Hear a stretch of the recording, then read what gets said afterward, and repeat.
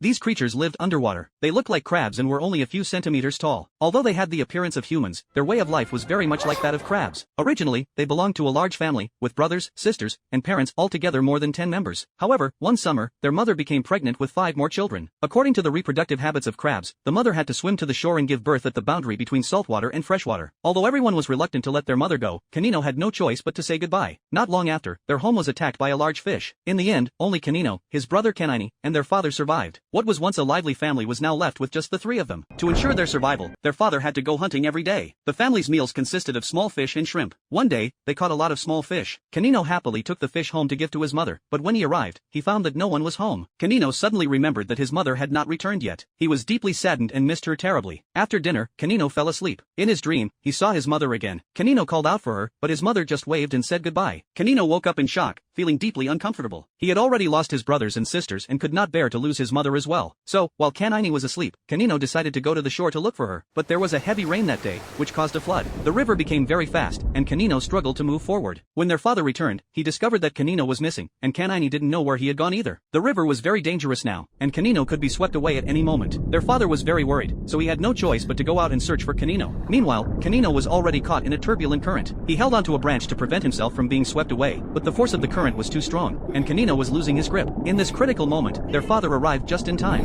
Canino was on the verge of being swept away when their father climbed up and, despite the danger, used his claws to pull Canino back to safety. Canino was saved, and he and Canaini hugged each other tightly. But suddenly, a strong current appeared from the distance.